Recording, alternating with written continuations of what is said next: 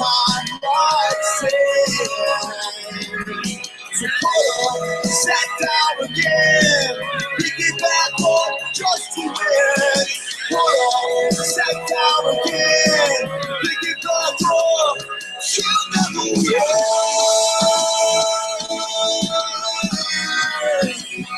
You'll never win.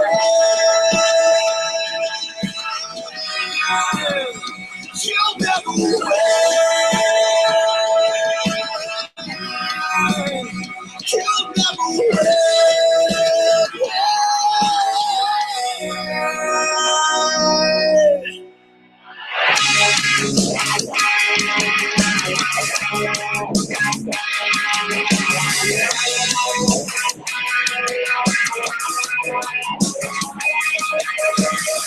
Shoot out, shoot the lights out. Maybe they won't see us now. Undercover darkness friend, they won't find us again. Shoot out, shoot out, shoot out.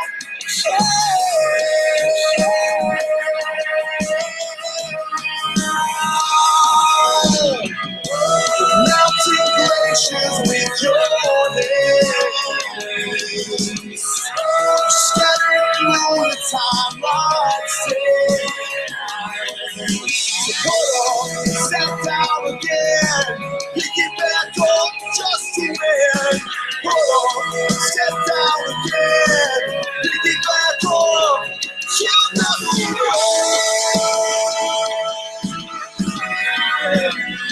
You'll never win.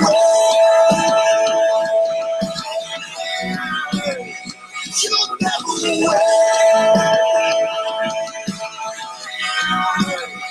You'll never win.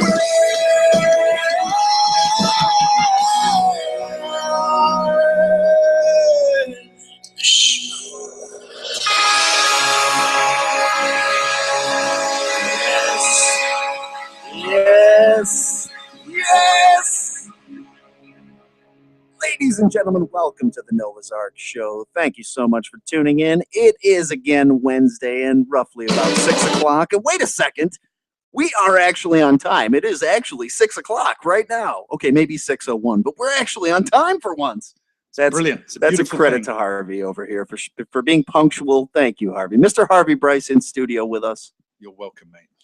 I appreciate it.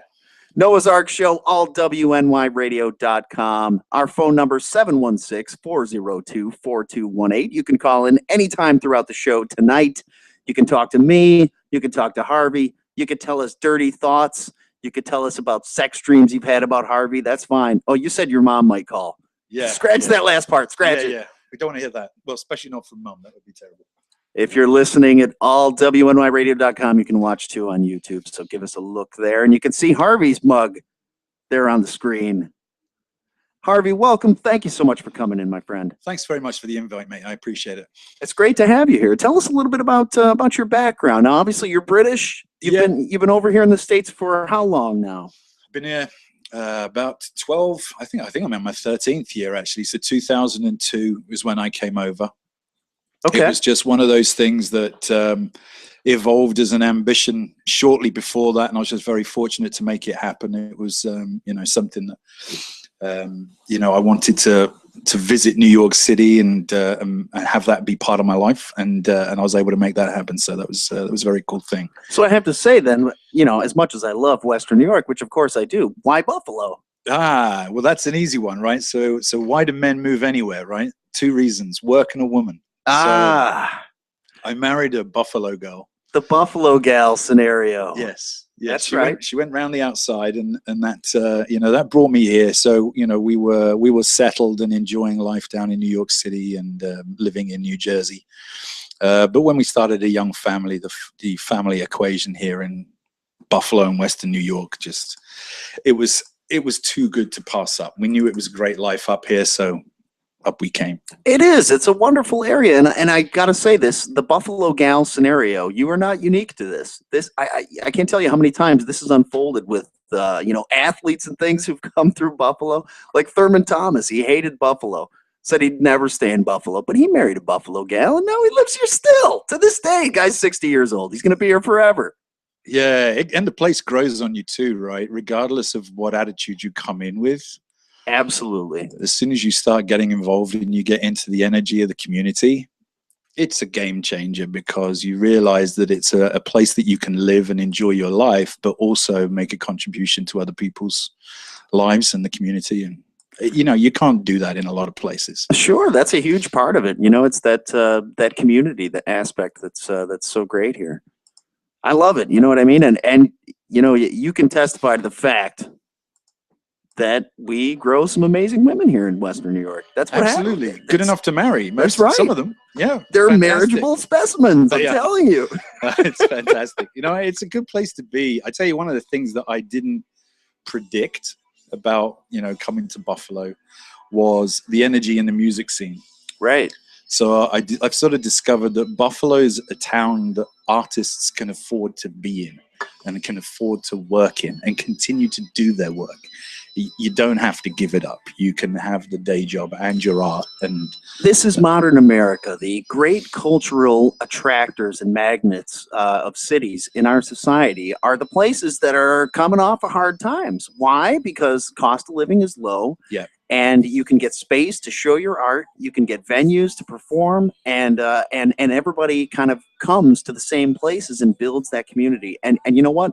That's why this whole station exists. I mean, that's why there's all WNYradio.com, because I can't tell you, I 110% agree that we have that here in a thriving, kind of really underrated music scene.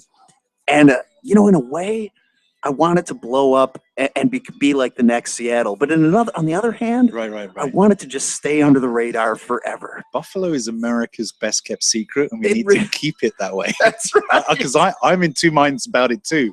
I'm like the guy who wants to say, "Yeah, you got to come here," and then I'm like, you know what? Nah, it's good. It's good. You know, it's okay. It's a small city. We want to keep it that way. I totally agree. I'm always of two minds about it, where you think, well, it's great the city is growing and all this investment is coming back and they're building up all this cool shit. But it's like, all right, let's just keep it down a little bit, guys. Keep it down. We don't want, you know, we want to invite everybody back. That's it. All these people moved to North Carolina. They're happy down there. 10 years from now, we want to make sure that an artist can still afford to live here. That's right. Because that's generally the cycle. You know, it starts out affordable, and then the artists come and everything becomes really cool, because you have people who are actually creating and have a lot of freedom to work, and then it blows up. It becomes overly commercial. All the rents go through the roof. Yeah. Look at Seattle. Yeah. Music scene totally killed by exploding. You know what I mean? So that's a fine line. We got to toe that line. I think we could toe that line in Buffalo. I think we got some space yet. We got some space. We got some space yet. Well, I don't think we're there yet. It's cool that we get to see it in our lifetimes and in our residency here in the city. I feel that way personally. It's really neat that I get to see kind of the progression, but at the same time, it's not too much. It's just the right amount. It's that Goldilocks area. Yeah, it is. Yeah, we're in the Goldilocks zone for sure. I completely agree. So it's good. It's a good spot for a musician. You know, you've got some cool venues around, and a very appreciative community, and a great network of kind of musicians that are here and based here. But what about you? Let's go back before, you know, let's rewind a little bit further. Where'd you get your start in music, and kind of tell me about the progression of where you started to where you are now? So I guess sort of, you know, very early on, I just felt very emotionally moved by music. And I'm talking, you know, sub 10 years old. So music would have a great effect on me, did the usual bits and pieces. It wasn't until about 10, 11 years old when I discovered a guy called John Peel, who was a Radio 1 DJ from the old Radio Carolina days, where basically he was, he used a 2-hour show on a Friday night. He would let anyone send him a demo tape. He would be the filter. He would let quite a lot through that filter. Oh, what a great idea. 2 hours on a Friday night. So as a sort actually a prime slot, which you would not see that nowadays. Right. And this is back late 70s, early 80s. So post-punk. So that's what I would listen to for 2 hours, falling asleep on a Friday night. And it had a tremendous influence on me of, you know, indie punk culture, post-punk era. Sure. And you know, and through listening to that music, I developed a bit of an ear as well. So I realized that I was able to listen to that show and listen to like a really random collection of songs and recognize those that had commercial viability, those that had something special that would lift them above other songs. So I remember one night I was listening, it was XTC, Senses Working Overtime was played. And I listened to that, I'm like, that's amazing. And I was also like a Sunday afternoon top 40 fan, right? Like every other kid. And I'm like, that's going to be on the top 40. And I was right. Sort of within 2 weeks, it went from sort of indie station to top 40. And so, how awesome to be there right at the beginning and hear it right when it's played off the demo, essentially. You know right. That's awesome. Yeah, it was just, you know, these were great experiences. I didn't at that point have any sort of ambitions to be a musician. I was in my teens. I really turned my attention to creative writing. So as I went into my 20s, I was looking for avenues for my writing. And what I really enjoyed was taking like a very, so short stories or poems where you take a line of meaning and you weave it in and out of itself, and then you resolve it within a short space of time, and it's this whole complete package. And of course, there's not a lot of market for poetry, so it's kind of a dead end. As a guy in my mid-20s, you know, that's not getting me any street cred. That's not unless you're doing the slam poetry. Yeah, there's no swag when you're a poet at the age of 24. So that's when I sort of recalled, hold on a minute, music. And I'd learned a bit of keyboards, and I'd learned a few other bits and pieces. So I had some theory background. And poetry certainly is a component. Oh, for sure, right? And if you're a songwriter, it's a huge component. Right. And you know, and a lot of my songs I do approach it from a writing perspective and make sure that the song has a whole encapsulated meaning. There's a story end to end. There's something to listen. That's the hardest thing to achieve, I think. Right. I mean, you know, I'm still on the journey like you were describing earlier, where I just want to make the music more and more complex, the music more and more sophisticated, you know? Right. And being able to sort of play sophisticated music, but it's still to be accessible. So when you do sophisticated music so well that the listener doesn't know, Stevie Wonder, right? Superstitious, right? There's so much stuff going on there from a musical perspective. Yes. But as a listener, you just get something that's very accessible, very smooth. Right. You know, easy to listen to on the ear. You know what I mean? Very pleasing to the ear. And you could have that in a really complicated song with a lot of instrumentation like that, but you can also have it in a very, very stripped down song. Sure. And you're right. That's the key, is kind of capturing that correct element in there. Yeah, because it's like you and I were talking earlier about what is a song. You know, for me, it's just this little capsule of meaning where you take words and sounds, and effectively you're saying, you know, I feel like this about this situation. Do you feel the same? That's what you're asking your listener. And it's a powerful way to express it, because the combination of, you know, the ideas, the words, along with the music, create a kind of synergy, you know, where it becomes more powerful than either of them separately. You know what I mean? Together. Right. And if they react the right way, it's almost like a chemical reaction. You know what I mean? You want them to react together the right way so that it creates just the right feeling, which is that thing that it's so hard to put your finger on and get to. You know what I mean? Yeah. And the great thing about it is, you know, that through that craft, you're on a different kind of journey. Yes, it's what I love about it. You've got all these technical elements as well. You've got the creative elements of the words, but then you've got this something else, which is really you're trying to understand what is it to be human. Yes. Right? Because it's primal. Yeah, because music is primal, and it speaks to those primal elements, you know, almost animalistic elements with us. You know, not animalistic, but I don't know, just instinctive. It's in our DNA. That's what I want to say. Music is just a part of our DNA. Sure. And that's why I think it speaks to us in the way that it does. That's why I think it's so powerful. It also, on the other hand, is why I think it's so tragic that much of the industry has become so commercialized rather than focusing on the art. You know what I mean? It's an art that definitely has been put through the ringer. Yeah, it is. And, you know, you got to understand that it's happening on different levels, right? So your frontline music industry is about making money. Yes. And it's about identifying the common denominator. Yes. And it is not about art. Right. It isn't, right? So you're absolutely right. So, you know, and occasionally we see a crossover where you'll have a beautiful piece of art strikes a chord for so many people at the same time that it becomes popular regardless of the industry. But much rarer that. I believe so, right? Yeah. But I like to live in the indie pocket. So, you know, I have a lot of freedom. I can write any song I choose. Yes.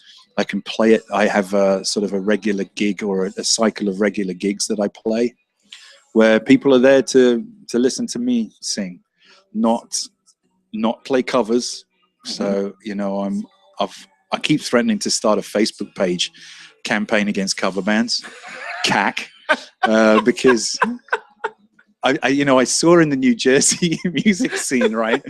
In the New Jersey music scene, you couldn't get a gig. You just couldn't get a gig as an original band. It was like, you know, I'm looking for something, you know, I'm looking for a covers band. Yep. I want you to play songs from 1973 to 1977. It's like, you know, a perpetual wedding band scenario, right? It is. And those gigs pay. I mean, that's the thing. They pay. Yeah. It's just tragic. It's a tragic part of it. And that's, I think, as any local musician, any original musician, you're always struggling with it. I mean, I'll say that I've been in cover bands. How did you feel when you were playing? I felt god awful, Harvey. I'm not going to lie to you. I felt like I was selling my soul. I hated every practice and every show. And we played some enormous shows, making tons of money. And sure, can you get it up for it and have fun with it and give the people a performance? Absolutely. I could do that. But you don't feel like you're doing it because you really love the music. You feel like you're doing it. It's just work. It's just work, right? It's just work. Yeah. That's all it is. And that's not what I'm in this for. You know what I mean? Right. That's what we were kind of getting on before. It's like, what are you in it for? That's the ultimate question, I think, of almost any scenario in life. You could just put it back to that one question. If you're looking for the answer, ask yourself, what are you in it for? Yeah. And I think that is the right approach. You know, for me, I've always felt like it's just make the best music you can.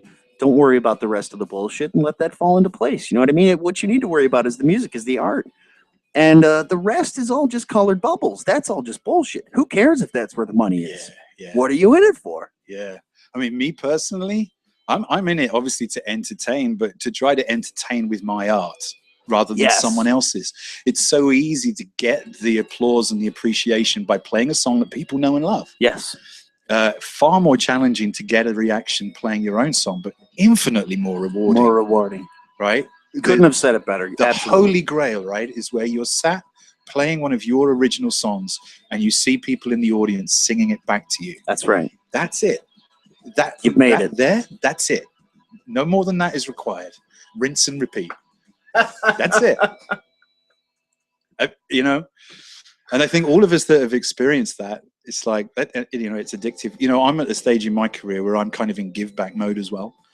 So, you know, with my buddy Jeremy Marshke, we run the library open mic next door to the Forum, where, you know, we get to see people who are on that first step.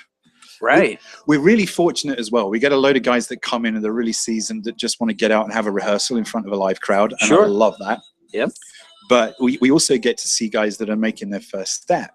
And just to be part of encouraging people and just saying, yeah, it is doable. It's not an unattainable goal. All you have to do is get up there. Yeah, there's the mic. That's the first step, right? And we all did it, right? Absolutely. And it was a tragic event for all of us. Absolutely. but you know, just giving people an opportunity to mix with others and say, you know, no, come on, let's keep it going. Come back next week, do it again. You know, and I take it one step further. I offer my own studio, you know, for people to come in and record an EP, you know, do a couple of songs with me so that they can get to see, hold on, this can go from here to here, and do production for people so that they you know, really spark that enthusiasm for it. Oh, what a cool idea. I mean, that's a really nice thing to do for somebody, to bring them in and kind of bring them through that process. Yeah, it happened to me. So there was a guy in New York City, a guy called Darren Wilsey, who wrote a lot of the songs on Sex in the City. So I was attending a songwriting class. This guy, Darren, was the teacher. At the end of the songwriting class, which was like 8 weeks, he said, anybody interested in being produced? He's now a lecturer over in LA at the LA Music School. I mean, this guy's hardcore. His dad was the bass player in America. Ah, right. nice. So basically, and he took me, into his little home studio in Manhattan. And over a course of weeks, we knocked out, one of the EPs that's on my website, Still Barred. And it was just, it was a game changer for me because it was a point of no return. I could see that my music could be compared to something that's on the radio. And it's like, okay, I'm never going back from this. I just want to do this over and over again, right? So that's so just taking that experience and offering that to other people, that feels right to me. I think that's an incredible thing to do because you're absolutely encouraging.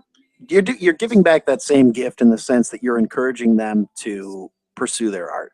Yeah, and you're showing them what's possible. It's evil too because I'm cursing them to a life of being a songwriter. It's like, hey, I'm not suffering this pain alone. You too.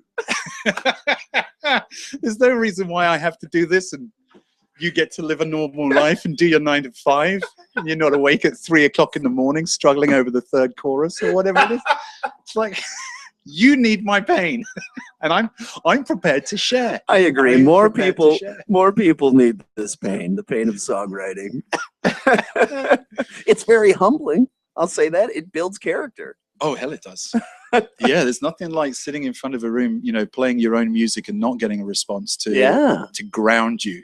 Sure. And wake you up and say, hey, get back in your your bedroom and work harder on the next one. That's it. You're not doing it. Whatever it is, it's not working. Yeah. Back to the drawing board. Yeah. I've done that. I've been there. I know that for sure. And it's a great journey. I mean, it is.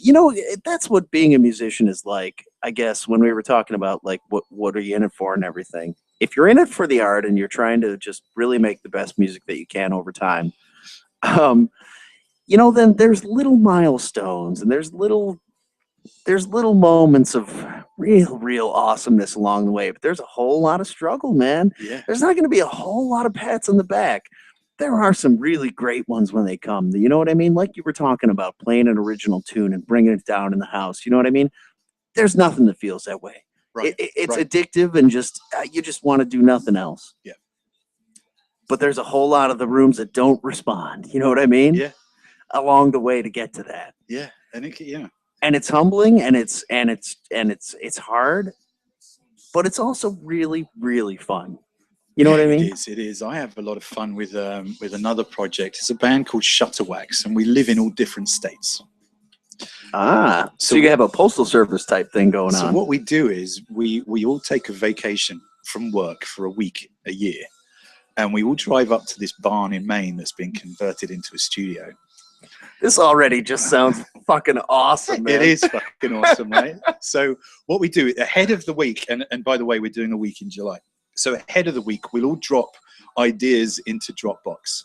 And we try to keep them as loose as possible because we don't want to have an over personal influence on the outcome. So each idea is to become a band song. So you don't take it too far. You don't develop it just too some far. very rough ideas and few see lyrics, where it goes. Few chords, right? And then we pick it up sort of day one on the Sunday when we all arrive. And we don't drink for a week. Oh, this is awesome. We get up at like 8 o'clock in the morning. We work till, midnight or until we're spent. And we do that for 5 days. And we attempt to record an album. And our best is 6 songs from start to finish. That's pretty amazing to get 6 songs done. Right. From 0 to 6. From 0 to 6 in 1 week or 5 days. Yeah. No, we do some post-production bits and pieces. So, if a vocal really didn't work during the week, we might recut it in one of our own, studios or whatever. Sure. And someone's little punch in here or there, but someone's spending time mixing it and that kind of stuff after the fact. But essentially, the body of the work is done in the week. And I tell you, it's a magical experience. I mean, just to be in a house where you walk through the kitchen and there's 2 people writing lyrics at a table. You walk out of the back door and you can see in the barn the bass player laying down his track. The guitar player sat over here working out a riff with headphones on to the 3rd song we're going to record. And you just stop and you go, holy crap. That's right, yeah. This is it. This is what it's about. Oh, man. You're in the middle of a music factory right there. It's just, wow, what's going to happen? It gives me tingles just thinking about that. Now, what do you do when you first go in? Are you just like, look, we're not going to press record for 2 days? How do you handle it? I mean, or is it like we've got one that we think we can have ready soon? Or we hit it hard. So we set up a project board, which is each song has a time slot for various different tracking and mixing activities. We get it all up on the board. We cross it off as we go.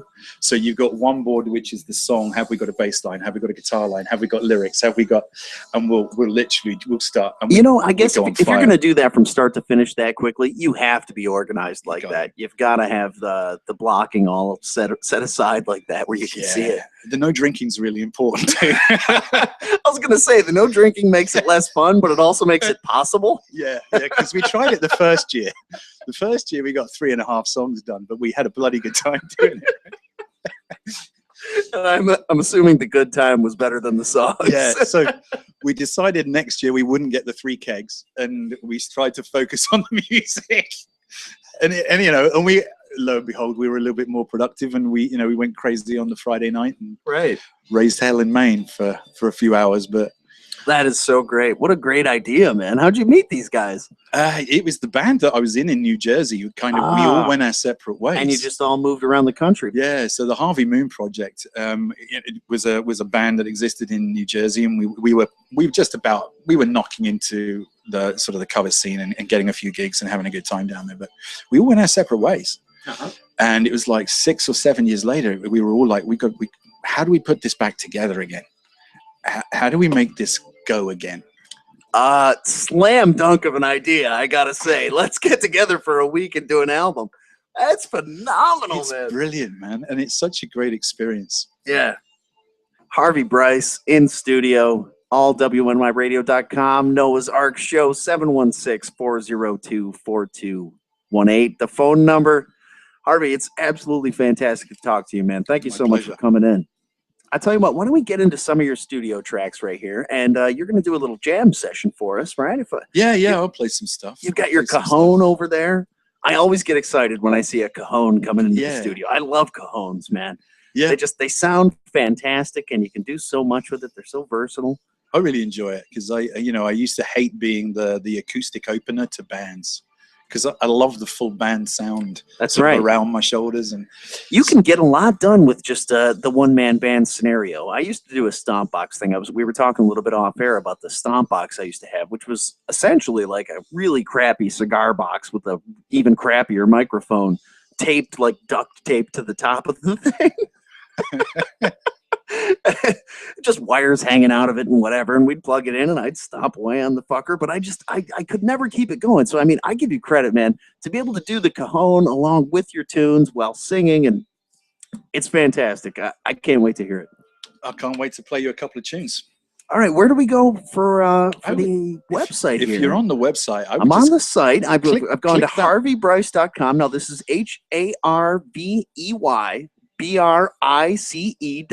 harveybrice.com. You go there, and I see you can listen to a whole bunch of music here. So Lost at Sea is one that the very top one was one that was recorded with Darren Wilsey that I'm not going to play live. So that's one you can hear, and it's kind of a dark. You'll hear that I got like a gothic thing. So I get into darkness and melodrama with my music. Cool. But it's still an acoustic guitar track. Well, this is a great place to start. You know, you were talking about kind of doing that session, and that was like a game changer for you. Yeah. To be able to get a song out of that session, I mean, that's ideal. We got to hear this. Lost at Sea, very cool. Harvey Brice in studio, allwnyradio.com. Check it out.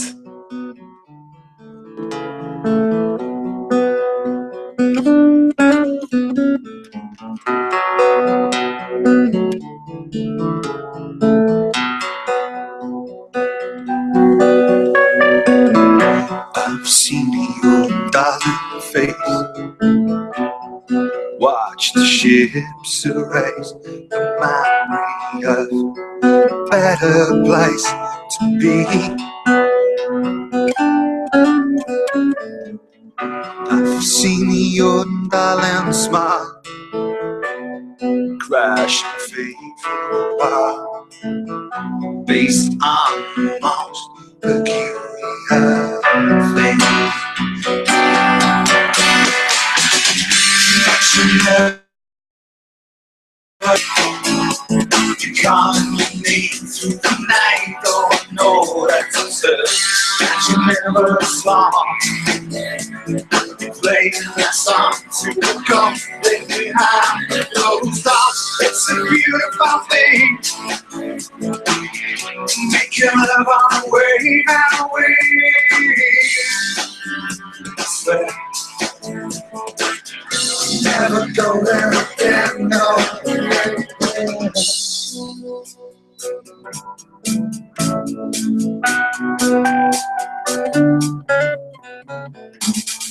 I've seen the light on the waves, below I see your face instead.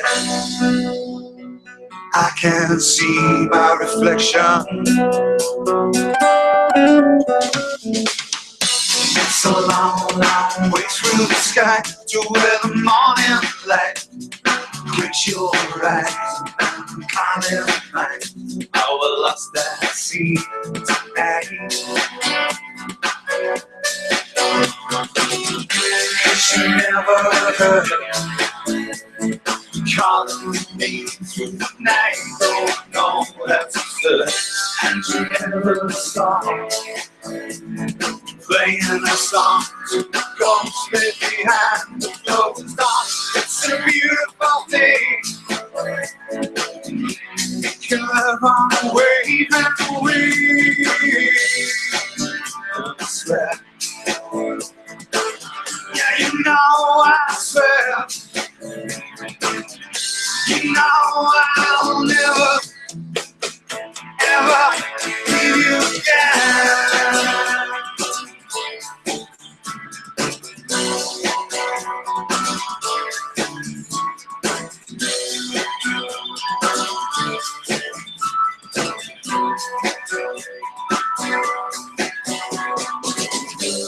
You never heard you calling to me through the night, though I know that's absurd. You never saw you playing a song to a ghost lay behind those doors. It's a beautiful thing. Make your love on the wave and the wave. I swear.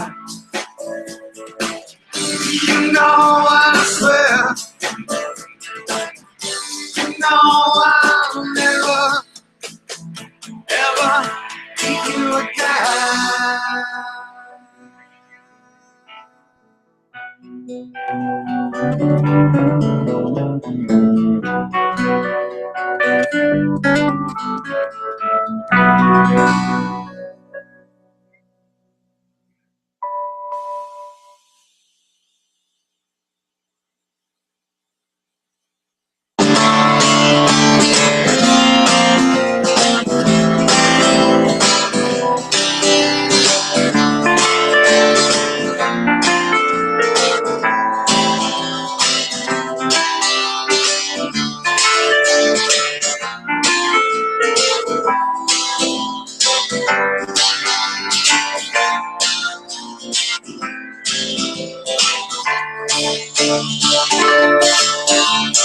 Take ourselves combined to make the day begin.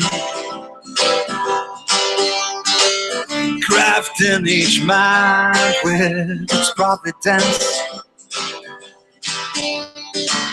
Nobody's bound now, right from wrong. I hope it's fit to lead beneath the cause of town.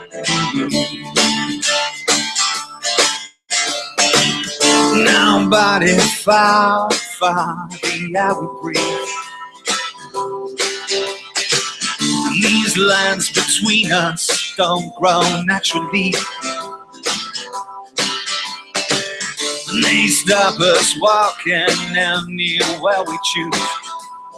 To you wild peace beneath the cold of moon. Destiny, my love, is what brings you to me. And that don't mean a thing. This life is brought by coincidence. Take to your wings, or fly like the yellow bird. Taught us how to sing beneath the cold November moon.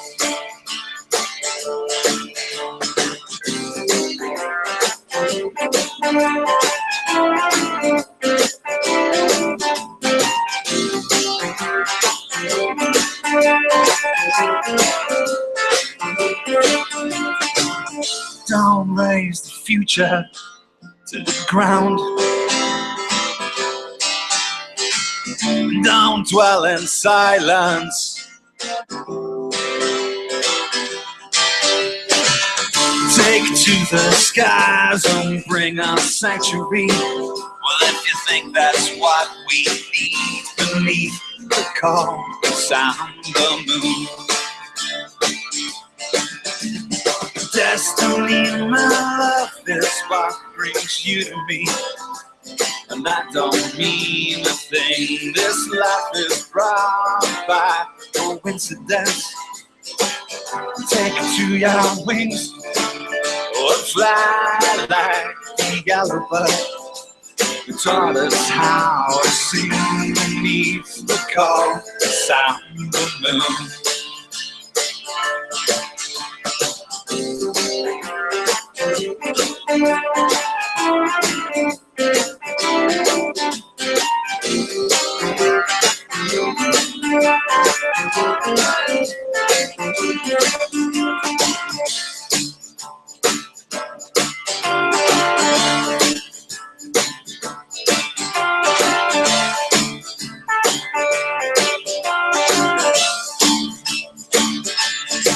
Yeah, destiny, my love, is what brings you to me.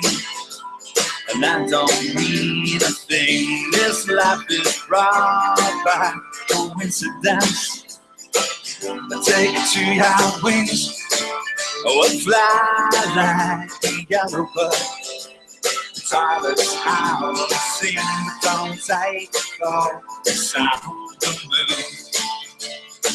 No, no, no, no, don't take the cold sound of the moon. No, no, no, no, don't take the cold sound of the moon. No, no, no, no, don't take the cold December moon.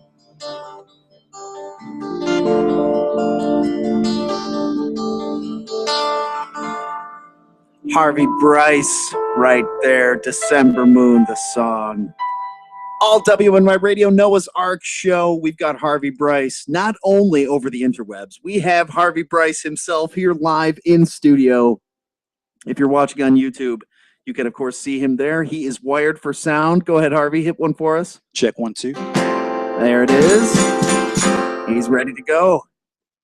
Harvey, what are you going to start off with, man? I'm going to start off with a song called Son of a Common Man, which is a tie back to my family in the UK. So it's a song about my grandfather. And I think there might be a few Brits logged into your show. So I just need to say, hello, Mum. Very cool. Hello across the pond. And hey, our Skype handle is all WNY Radio. You can, of course, Skype us if you want to chime in. So this is a little song called Son of a Common Man.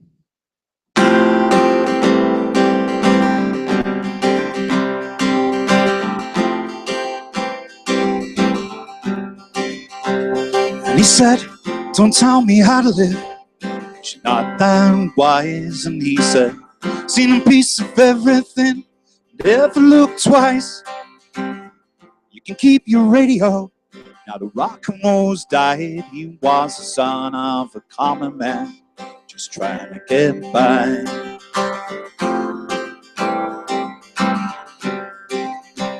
And he said, don't like the morning light, and it doesn't like me. Oh, did you ever see an elephant, a rhubarb tree? Couldn't trust the government, As far as he could spit, he was the son of a common man. Didn't care a bit. Wasn't like all he said at all. Not as mean as to say. Just a man with a song to sing. Biggest son of a common man there's ever been. Oh, yeah, yeah, yeah. Out in his garden, he can always be found. Set these plants like my children and into the ground. Set these plants like my loved ones, these won't leave. He was the son of a common man, just trying not to grieve.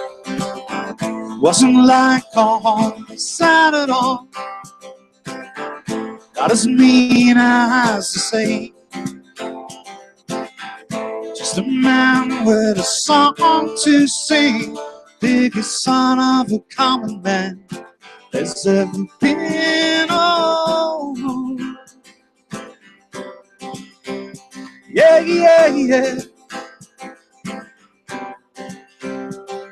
Now, last time I saw him, he was drunk as a lord. Said, I'm tired of the excitement. He was tired of being bored. He said, should have stayed with the railroad and not have got far. He was the son of a common man, just closing out the bar.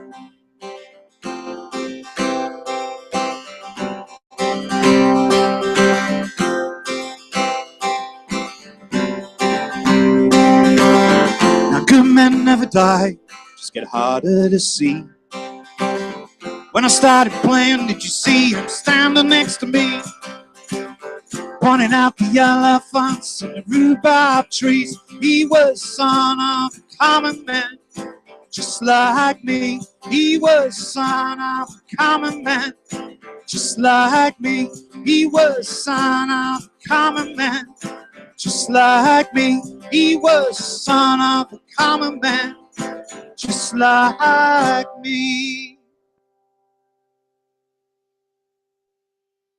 Harvey Brice, all WNYradio.com, Noah's Ark Show, son of a common man. Awesome song, man. Thanks a lot, man. I tell you, Harvey, your voice, it's very reminiscent of kind of, what do I want to say, early folk. It's got this great kind of authentic early folk feel to it, almost like a Jackson C. Frank. Have you ever heard of Jackson C. Frank? I haven't. And there's he's a folkie from Western New York who actually made his mark in England.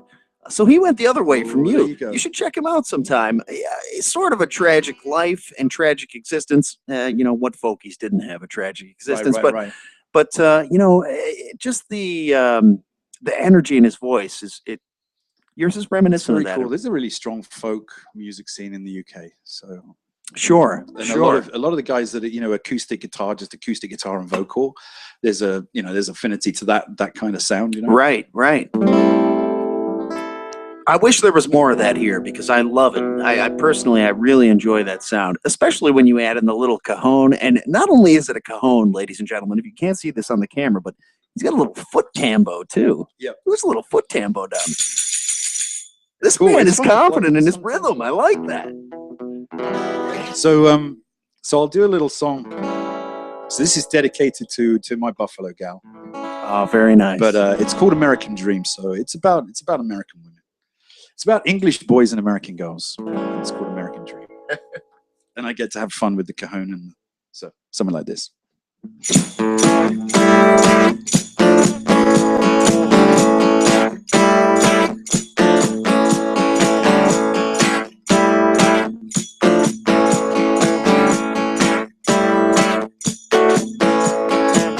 I work all night and I work all day. Fist full of coppers and a world of pain.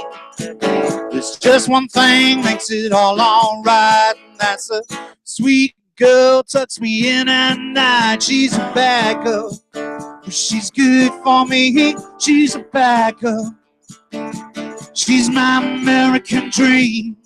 Well, oh yeah, got a West Coast wiggle, an East Coast smile. She's cool like the North. She's my Southern belle. She's everything when I get home. The hot tub's hot and the beer's cold. She's a bad girl. She's good for me. She's a bad girl. She's my American dream. Well, oh yeah. English boys and American girls. English boys and American girls. It makes sense to me. Well, oh yeah. There's no committee that she'll be on. She's a one-woman army and she'll tell you so.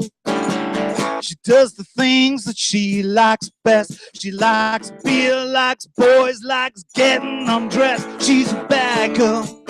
She's good for me. She's a bad girl. She's my American dream. Well, oh yeah. English boys and American girls. English boys and American girls. It makes sense to me. Well, oh yeah.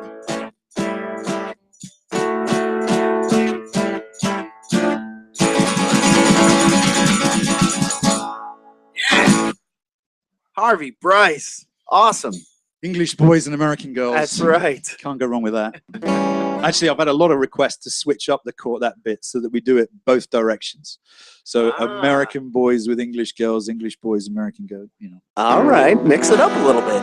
Nothing wrong with I've had that. some requests for that because I always notice when I sing that song and I look out in the audience and the guys realize what I'm singing, they kind of sit back and go, Like, hey, man, what about I us? think he is.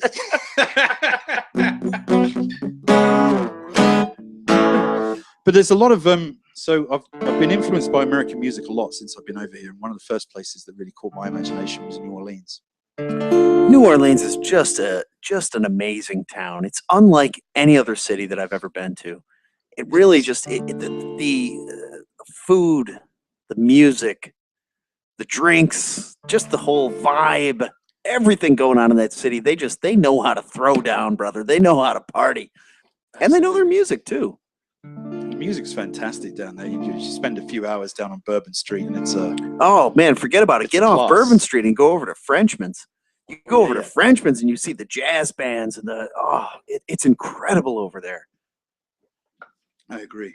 You're not going to see live jazz and like big band brass anywhere probably in the world like you're going to see on a Tuesday night on Frenchman's. Right. It's an amazing town. Yeah, it's incredible. It's incredible. I was there. I have had the opportunity to visit there a great many times because I have a friend who moved there. Just found it a hugely influential place. And this was a song that I wrote actually while I was there during one of the visits. Oh, very nice.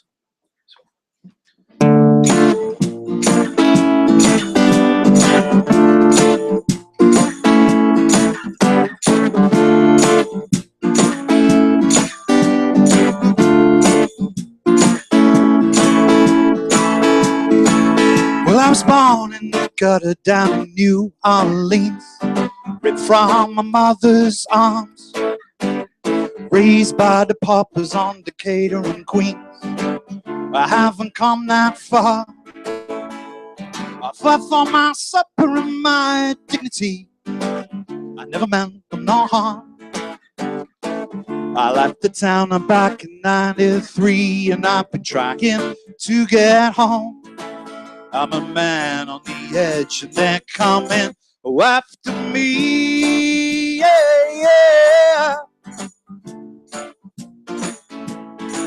Well, I got no sense of right nor wrong. Got no sense at all. Been to the edge of a recompense, but I did not fall. Well, I don't know much about subtlety, and I found no friend in finesse. Living like a pauper is killing me. You know I need a rest. I'm a man on the edge and they're coming after me. Yeah, yeah. Tell my mother I never meant to bring her home. Tell my father I never meant to bring him shame. I never meant to be the black sheep of the family. Didn't want nobody looking after me. Always think more clearly after 2 or 3. And you know I'm still a punk in my sobriety. A man like me don't need your soapbox sympathy. With just a meal and a bed without a gun to my head, a bottle of the old JD. I'm a man on the edge and they're coming after me. Yeah, yeah. I'm a man on the edge and they're coming after me. Yes. You like that one? I love it, man. A lot of different styles, and I kind of feel in your music there. You know what I mean? I feel like your vocal style is more American, but your songwriting style is folky and a little early rock, and definitely I feel the indie rock within you, man. Sure. Very cool. We got time for one more? Or We've got time for another, brother. Yeah? Yeah, what do you want to do for us? How you doing, guys? We got Dead Ed coming in the studio. We got Embalmed here. They're ready. Dead Ed, what the hell is that thing you got? I love Dead Ed, man. Wait till you see it. Look at this shit. We're not done signing it up. I had this laying around the house. What is this thing? We're going to talk about this at length, my friend. We are going to discuss this. All right. Harvey, what are you going to do for us next, my friend? So I'll do one last song, and this is off the album that I'm currently recording. I should just mention I've got a gig on Saturday night, so I've been trying to make sure I don't forget that. Absolutely, yeah. Where's the gig at? Clarence Center Coffee. Clarence Center Coffee is actually a very, very cool little coffee shop, man. It's really cool. I mean, they do a lot for local musicians. They do as well. I played a gig out there once, and I've got to say they were fantastic people. And just a really cool shop, you know, a nice array of beverages, and they've got some wines and things in there if that's your speed. So I'll be there on Saturday night introducing a guy called Matt Clark, who's a guy who's come through the open mic and is ready to start his first show. So, you know, to what we were talking about earlier, Matt Clark will be playing there with me on Saturday night. And there's a young girl called Jaden Meyer who's just 11 years old that performs as well. So it's quite a show. I love this. Harvey, you're like a Jedi master musician. You shepherd along these Padawan learners. I don't know about that. Like I said, I'm leading them into the same fire that I've been burning. That's right. You're giving them the curse.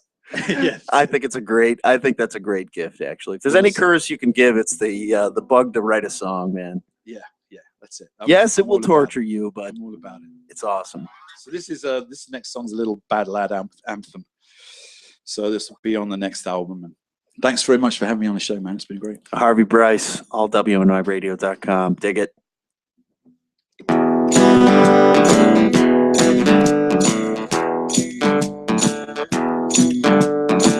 Been in the desert 6 days straight, nothing to eat but a rattlesnake.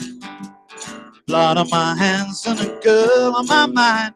See it in her eyes, there'll be a killing tonight. I'm a bad man, and I've been playing with your heart. I'm an outlaw, baby, I've been stealing since the start. Been working way too hard, keep myself from the county guard. I don't start fights, I'm a well-meaning man, but when the fists start flying, I get a little crazy. I'm a bad man, and I've been playing with your heart. I'm an outlaw, baby, I've been stealing since the start. Come on, oh come on, come on.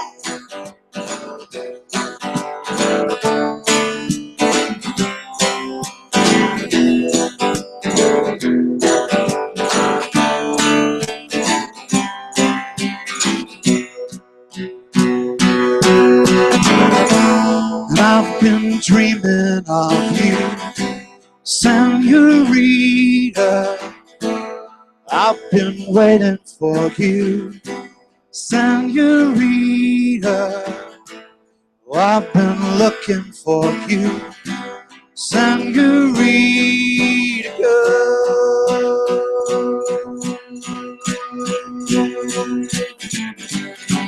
See you there with that red dress on, got me shaking all up and down. Oh, I put my finger on my gun, pull you closer, I'm down for your love, and I'm a bad man, and I've been playing with your heart.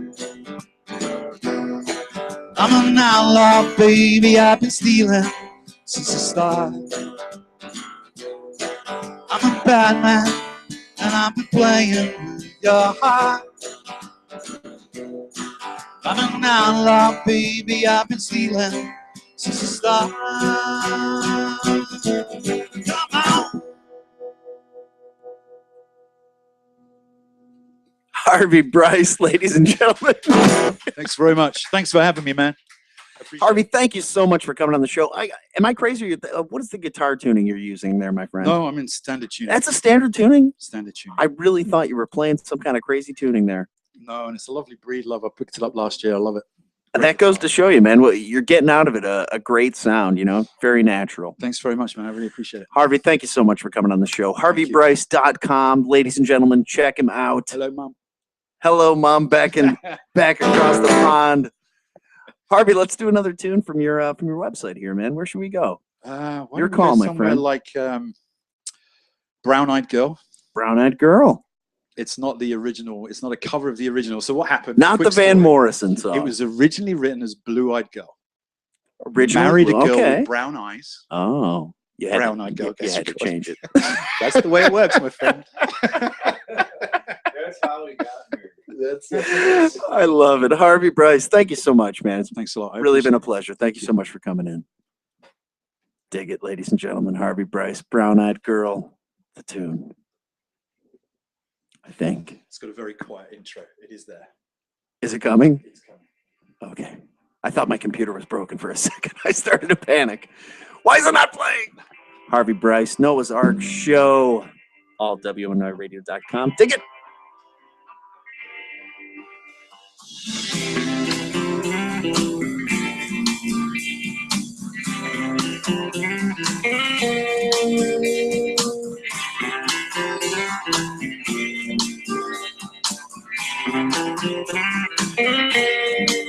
It's been a long, long road, what a mess we made. Carry your height, cause it's all you can take. It's the little things that keep me awake. She said, well, I'll be flying today, my love. She said, well, I'll be flying today, my love. Hey, yeah,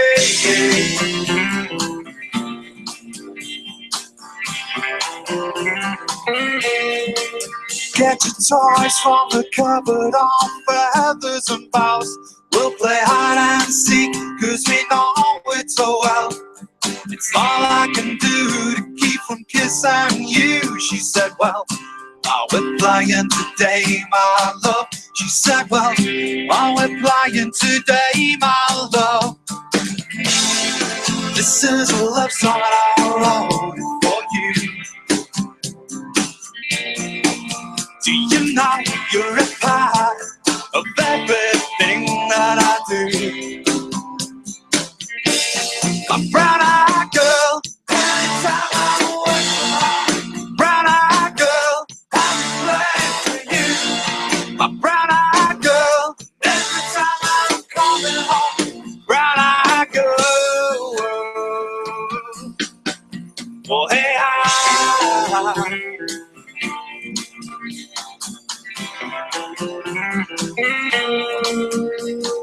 caught in the middle, tongue-tied to the game. I can see where you are by that look on your face. I can tell how you feel before it hits your eyes. Looks like, well, we'll be flying today, my love. Looks like, well, we'll be flying today, my love. This is a love song I wrote for you. Do you know you're a part of everything that I do? A brown-eyed girl, anytime I wake up.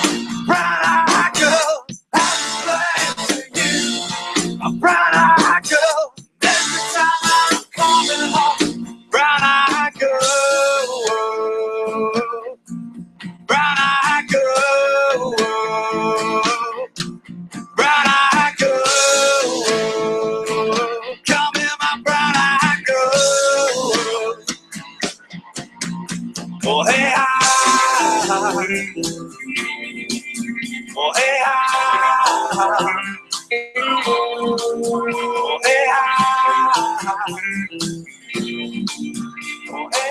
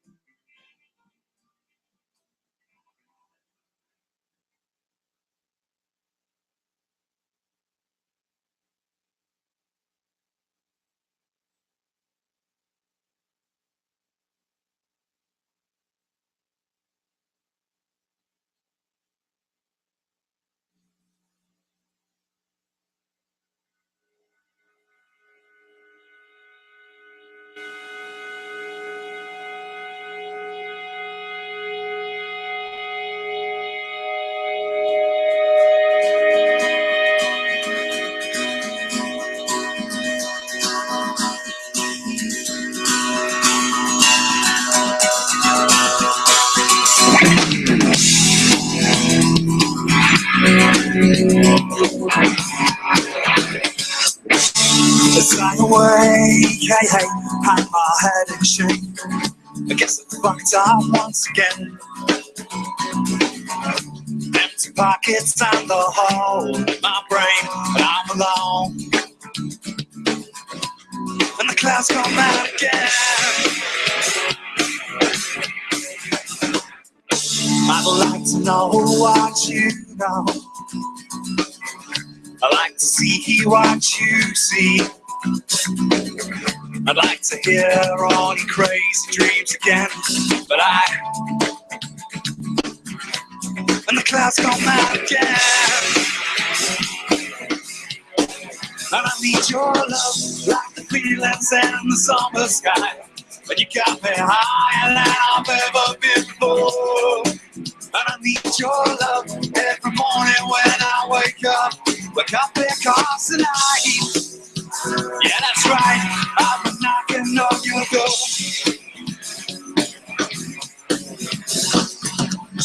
Like to tell you how I love your eyes, so deep and brown inside.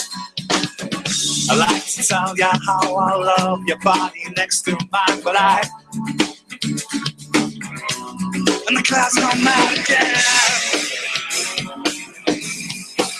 And I need your love, like the feelings in the summer sky. And you got me higher than I've ever been before. And I need your love every morning when I wake up because tonight, yeah, that's right, I've been knocking on your door.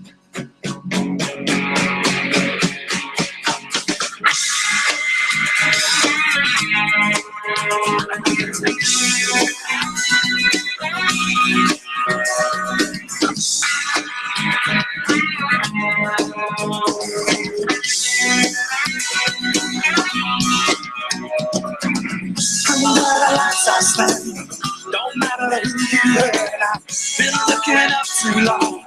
This place is hard to hold. You said I think too much, well, I think I said enough. A momentary lapse, it seems, me knocking on your door.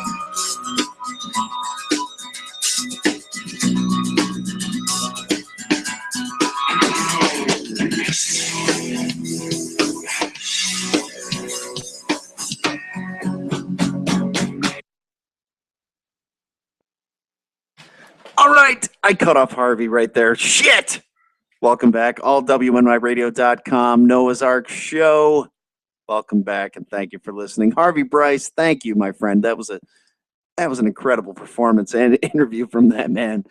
We got embalmed in studio right now, Mr. Dead Ed. Dead Ed, say it one more time. What's chopping? There he is. What is chopping? Dead Ed, the man, the myth, the legend. We had you on the show. I appreciate them. It had to be, what, 5 years ago or something? This is a long time ago. It was a while back, man. We yeah. talked. We had a good old time. It might have been the second lineup of Stonehead. It was Stonehead. That's what it was. Yes. I seen you had a sticker. I've got the Stonehead Yeah. sticker right there. That's Yeah. right. Cool. Thanks. Yeah, Thanks for the absolutely, man. support. So what's going 5 on, years guys? now, yeah. How you been? What's been going on? I've been dead Ed literally for a little while, and but I got Ruin the Day going a little. It's a band I've been trying to get off the ground a while. New members here and there, but we've been writing and trying to work with a new drummer, and it's slow rolling. But I've been busy too with Amir as well. But Embalmed, Jay came to me with some music and wrote a whole CD of love and metal, and it's pretty wacky. It's been pretty it's been intriguing for me this time around a little more. I should say before we go too far, we've got the two founding members of Embalmed right here. Dead Ed, of course. I don't know if I'm founding. Introduce yourself, my Am friend. I founding, Jay? Because I know you're founding. Well, you're the founding singer. I mean, I'm the founding singer. The founding singer. The found singer, maybe. The founding, 16 in Riverside High School, founding poet that never rocked on the mic. We had previous. a couple guys that just stand-ins, not serious singers, until Ed came along, and that kind of gelled the lineup. It was the same lineup. That's the only original Embalmed in my eyes. And even though we switched out a few members after that, and toiled for a couple years in Absolute Storage.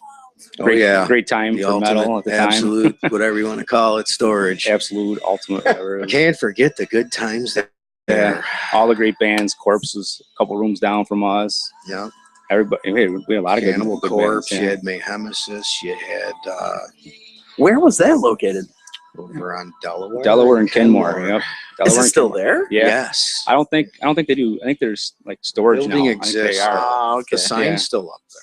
Yeah, I'm not sure if they do bands anymore or not, but they used to back in the day, and that was right when Beyond Death and Tyrant Sin broke up, and they members got together and formed Corpse, and we actually listened. Cannibal Corpse. We were in the band. They had the honor to be in the band room listening to them form the first, Yeah, right down cassette. the hall. I should say, it wasn't even. You know, CD. every day walking by and having Barnes call me baby growls. That's true story. I don't even know if he hilarious. remembers What? me at all because I was just a fucking young dink at the time. So His voice didn't crack. or yeah, something. it was. The peas didn't drop from the pot at that point, maybe. But with all the memories, though, you can't beat it. And it was probably the better memories for anybody who was involved in metal at the time. At that time, being in that building, that was the scene. Yeah. So Right. you can't twist it no other way. Yep. It was a good time. It was awesome. Yeah, it was nice. That's yeah, what thanks we for did. having me come in there. We're in there. We're So we did a bunch of songs, and then we just, like I said, broke up in about a couple decades. We, Yeah, years go old by. men, and we're like, you know what? We should probably make a CD out of that stuff. So we did that. That's the first half of our CD. Actually, we did the interview with Mr. Greg Burt there, right? yeah, For that we one. did. Was that back in his WBNY Yes, days? it was. Oh, BNY. wow. Yeah. Yeah. The local show. Yeah. So we did that. We brought a pizza that time. Yeah. We brought a pizza. Where's the pizza tonight? What's going on, No one guys? said shit about pizza, and I was gonna bring drinks, but I got to work in the morning. All You right, know, to you be get older, fair- you got to work. in To the be morning. fair, we said knick-knack, and you brought us probably one of the coolest knickknacks that anyone's ever given us. Yeah, okay, that's it's wacky. the coolest. It's the coolest. Thanks, man. Yeah. We're gonna get to that. We're gonna will. get to that. Let's talk more Surprises. about Rebirth. You said the first half, it's the older stuff. It's Yeah. the legacy material. And then the Yeah. second half, Mhm. all new shit, but at Yeah. the same time in the same vein and kind of the same style and where Yeah. you think Embalmed would have kind of picked up. Yep, exactly. You can hear us when we started out, with all the, like we like to say, the 3-letter bands, DOD, DRI, SOD, MOD, Yeah. all these bands. We used to listen to almost that crossover from punk. It was the early thrash. That's how the first few songs are, and then you can hear us kind of evolving and started getting into stuff. And then we did a real poser type thing for back in the day, and we'd put a little clear sound. And as soon as we hit the 90s, put a clear sound in the beginning of I think Prisoner of Silence, and that's where we kind of picked up because we're evolving. So we kind of picked up from there and just got a little bit more dramatic and a lot of orchestrations, like 36, 40 something track, orchestrations in a few of the songs, getting a little dramatic. So we're trying to. That's kind of where we're going. Giving it what you need to make it sound the way you want it the best you can. And Jay picked up the recording program and did it himself. So kudos to him for he did this in his house, man, not in his room. So there was no going, and then we did master a few at Nichols. Yeah, Shredley Studios with Jimmy Nichols. Yeah. He polished it up for us because I didn't know what I was doing for the first one. Right. So it's kind of muddy, and he did what he could with it. It's still good. It sounds okay for metal. If it was rock, it would have been a disaster. Because there was no cleaning it up. It was nice, man. It really was. And I think it made our sound a little more industrial. How do you keep that core once you're adding in all that extra instrumentation and all the other pieces and all the stuff that adds that extra layer of texture? How do you make sure that you stay true to that core song and that core sound without putting too much on that takes away from it or takes it in maybe a different direction? Yeah, that was tough. I mean, as I don't have an answer for that. What I did was I did it, and I just asked around. Does this sound like crap? And if they said yeah, I take it out or tone it down or reduce it. Opinions were necessary to learn by. Sure, at some point, but yeah.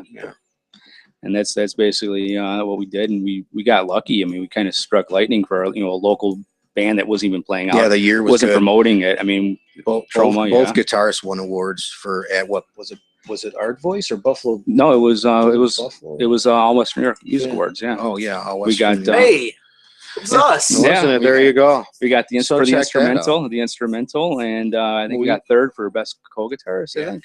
Yeah, there. And I was happy to hear I was runner-up in quite a few categories. I appreciate that. And then Troma Entertainment. Yeah, we licensed 5 or 6 songs for the movie. Yeah, Nukem High. Return to Nukem High, Volume 1 and 2. Yeah. So that was cool. Actually, the university, what was it, theater, right? Is that the one down the road? The theater right down the road across from campus. What is that one in the plaza? Oh, record theater. No, the movie theater. Oh, the movie theater. Yeah, I can't remember the name of it. That's where I went to see it. It was pretty cool to see a film, even though it's an independent, film. It's still cool to see it and hear your songs in it. It's wacky and crazy. The same guy ridiculous. Who pumped out Toxic Lloyd, Avenger. our boy Lloyd. He makes some crazy shit, man. Like, I mean, what do you do? How do you top the crap and that he does in his movies, man? I don't know how he gets away with it. It's nuts. It's almost porn. Yeah, porn. Close to porn. Yeah, it's great. It's awesome. Gorno, yeah. I know Deadhead, a big part of. You're a busy guy. I've been really busy. Yes. You're a busy guy. A big part of it is film and working within horror and just give us the rundown of what you've been up to, man. I've been working with Amir and he's with us right now. What's going on? Amir, what's up? Say hello. How's it going? What are you working with Deadhead on right now? I'm actually working on a couple of different things. I met Ed maybe like 2 months ago, I think. A little Facebook action. Yeah. He was just this guy who was just looking for some extracurricular activities, and I needed to get busy, man. Yeah. Like I said, Deadhead is true to his name. Usually, I'll sit in the cut for a while till something grows out of something, and and he was just like on a prowl on the Facebook. He was just like trying to find things. I was like, hey man, I met him on Facebook through Al Baker, Fatty King, who Captain. of The the captain. Terek Technologies. So Yep. I was like, I'm looking to write in a new character for one of my zombie series that's on YouTube. Actually, it's called The Undead, and it's actually being featured on Legless Corpse TV, which is actually done by Eli Roth. Very nice. So, yeah, and I wrote a part for Ed, and he was in the episodes 4, 5, and 6, and 6 was actually the season finale. I think it's the best one since Me too. my amateur style. It's just starting to. It was get really somewhat- funny because somewhere. I mean, like, it was the first time I met Ed, and aside from the music video that he sent me, that he was acting, he didn't have any like Oh, the embalmed speaking. Yeah, the embalmed. Yeah, video montage. yeah. When we put out that CD, we did the 3-song montage, and we had Teratech help us and actors, scare actors, help us do the nice. video. You might remember it. I don't know. It's on YouTube. It's a there. really cool video. We had 3 songs. One of them was actually just for the credits. So many people we had involved. And we're killing zombies. And I wrote, acted, and started, and had the band. And we, got a bunch of guys to learn the tune and come do the video as well. And we did a little segment with the band. And of course, it was one of the coolest things I ever did, first time ever. So Yeah. he's seen it. And it was it was like, and no speaking roles. So it was Right. like the first time he spoke on camera was Music in my video. episode 4. And it was like, at first it was so funny because he was like this guy, like he's eager to do this. I was like, all right, hold on, slow down, Ed, slow down. But I mean, like, it turned out great. I mean, from the episode 4 was like in April, and like it's the end of May now. Like, we did 2 more episodes with Ed, and he's really cool. My wife's in the show, and there's another guy who's in the show. So it's like a triangle of characters, and every single character has something different. And Ed is like this loner survivalist, slash redneck slash Billy the Kid meets punk. Indiana Jones. He's got like a cowboy hat and like skinny jeans and like combat boots And and, I'm stuff. thicker now too. Yeah. So it's And actually, like, I told fight anybody zombies hand if to they hand. get anything out of it, it's a laugh to see me doing that, You're wearing the skinny shooting jeans. zombies and wearing my bullet belt. the and last shit, episode, so. you have to actually watch him Yeah. fight the zombie hand to hand. Arlo combat. Price. Arlo. Oh, Harvey nice. And- Brice. It's up there. It's up there. And I kept it rolling, and I didn't even say cut, but they just assumed it was a cut. And Ed was like, "Hold on, give me 1 second." I was so like we were beat, just man. like, I was you like, know, all right, I cool. was beat, bro. And it's, Arlo really put his effort into it. He did. I mean, And, like, dude, and all he did was Arlo flail his always- arms, and he was just, it was almost a humbling. And, he just flailed them. Arlo's And, going to give you his all. He I will. guarantee. Yeah. He's wonderful, good. human being. I love the guy forever. So Arlo, if you ever hear this, thanks, man. You always come through. It's And fucking the other thing awesome. that we're doing is, we did the first music video for Embalmed, Broken Toys. Yeah, for the new stuff. And that's up on YouTube. And we're actually going to do another video, hopefully within the next couple of weeks, for another song. tune. Last Days End. Yeah. I think we're gonna do. And this one we got Mr. Fatty Al Baker As a priest. in this one, and it's Kind gonna of. we're gonna get it weird this time. It's not gonna be anything like the first one. So It's going to be a lot darker. It's going to be like a Yeah. lot more theatrical, Yeah. I guess. Like, yeah. Tell the peoples where to find it, gentlemen. Where is it? What is your YouTube you can, name that they can search under, or you how can they find search it? my name, Emir. That's EMIR. And my last name is actually a little mouthful. It's SKALONJA. I go under Foxtrot Productions, and the series is on there, and the first Embalmed video is on there.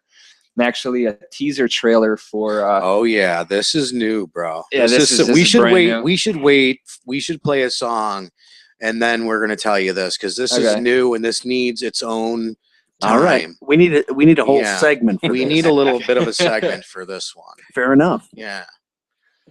Well, we've got a bunch of brand new music here, right? Yeah, Yeah, 7, yeah. I think. Yeah. I don't even know where to begin. Where should we start? Start with the Last Days In, probably, right? Yeah, let's start with Last Days End. This will be for the next music video we're going to do. And The tune, I always leave it open for interpretation, even though I can also spoon feed you. This one is the Four Horsemen of the Apocalypse, and this is the Last Day's End. So.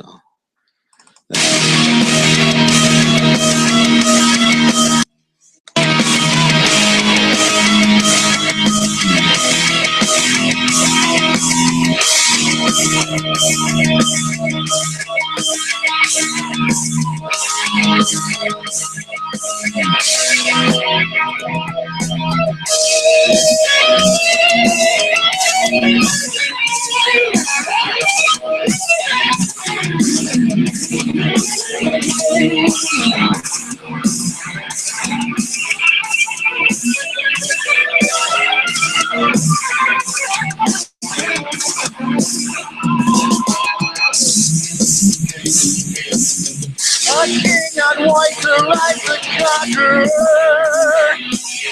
He wears his crown and bears his honor. A king on white is strength and power. The spirit man that he devours. This is the end of days. This is the end. Love your brave way. This is the last day. Way to hell. Where you descend. War on red. The burning of desire. Burning fools born by the sword of fire. Red are the seas something where the slaughter begins. The color of the devil's skin. This is the end of days. This is the end. Love your brave way. This is the last day. Way to hell, where you listen. This is the last day.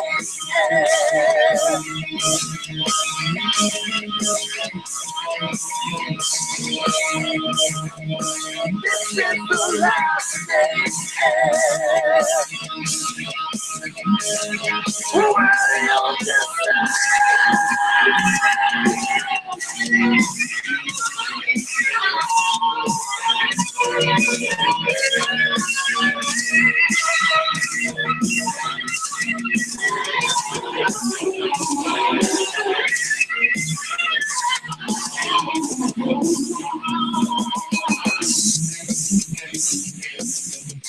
Black on black, the scales weigh.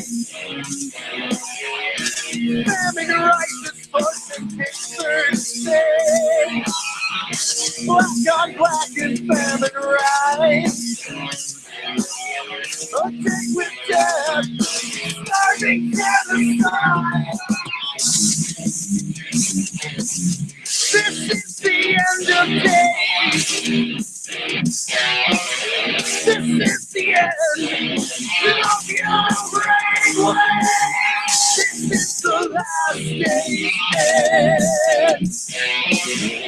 Way to hell, where you listen. Hell on greed, just breaking the end. Hades, the air of his tail, the beast is friend. Pale on green, the corpse was green. Judgment day has come, ending is dread. This is the end of days. This is the end. Love your brave way. This is the last day. Way to hell, where you listen. This is the last day.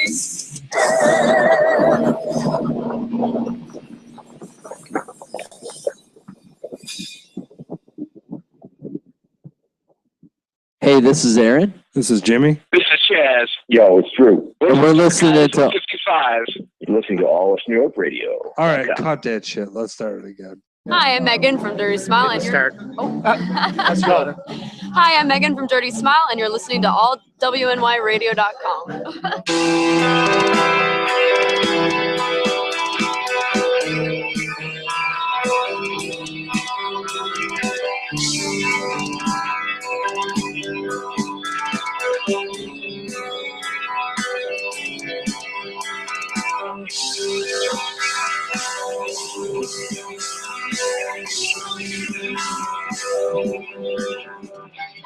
Skeletons dance away at your soul, make you real, make you whole.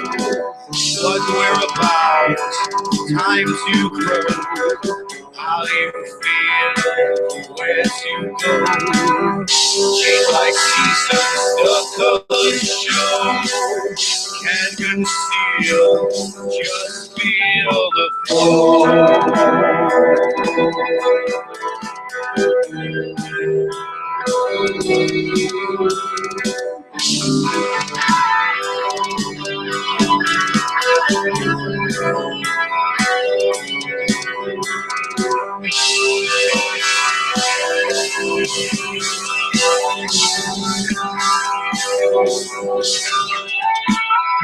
Grave digger, shovel thrown, 6 feet under is your home. You can shout, but nobody hears. So real, all your fears. Search for reasons in the cold. You're concealed, but buried so low.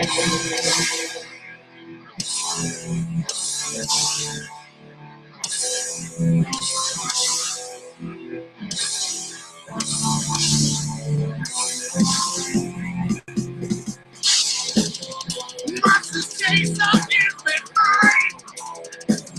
Time to play with your kind. See the dark clouds pass by.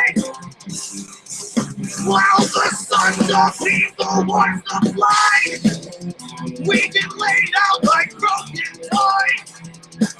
These little memories that haunt our lives, we put them away somewhere up high. Sometimes we bring them out just to die.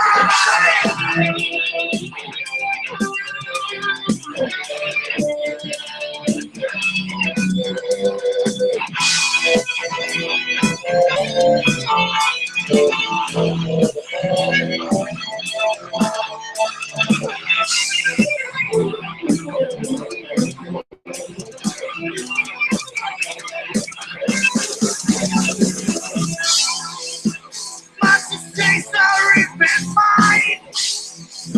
Time to play it with your kind.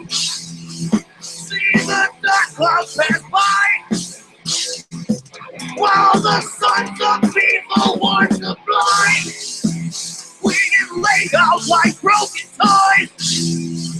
These little memories that haunt our lives, we put them away somewhere up high.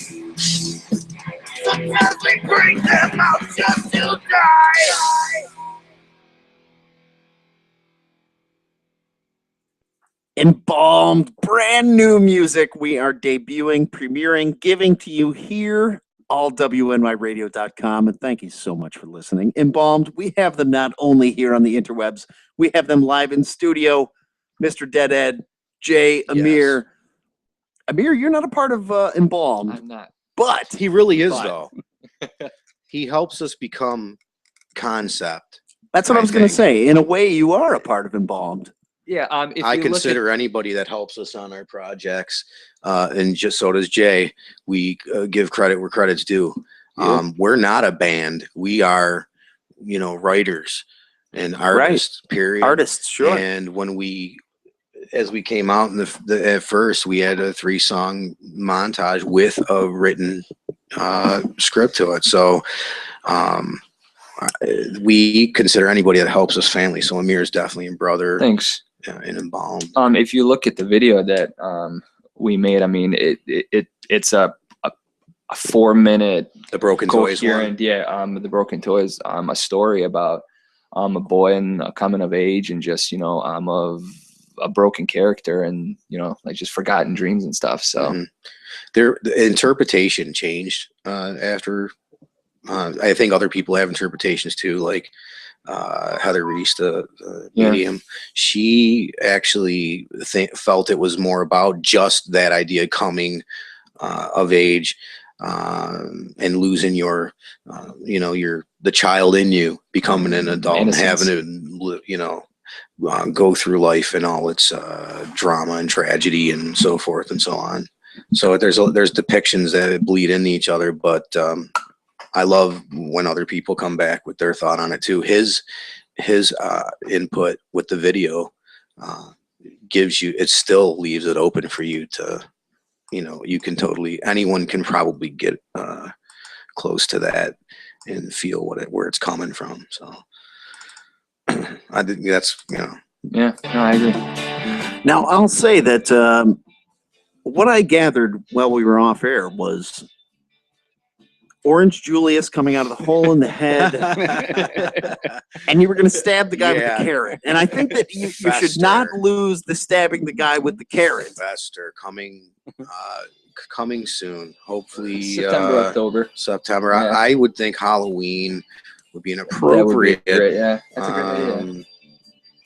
Halt in the timeline to say it would be done and ready to be. That would be awesome. I mean, like have like the premiere on. Yeah. On the Halloween night. Right. Absolutely.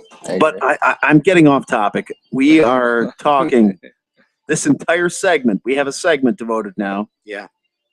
To Fester. To Broken Toys, right? No, well, Broken Toys is the music video that we just did we did with Mir for Embalmed.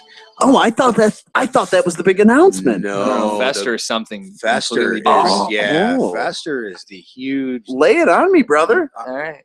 It takes my character, the zombie bunny that I've been doing for years. I've been in TerraTech parades, within the parades with TerraTech. You guys know Terra Technologies. TerraTech, very cool. Yeah. They have zombies and crazy, events, undead creatures that'll come out to events and shows and things. They really do it all for charity. They're really a very, very cool group of people. Thanks, man. Yeah, I haven't done much with them lately, but like I said, I've been really busy with the music and Amir.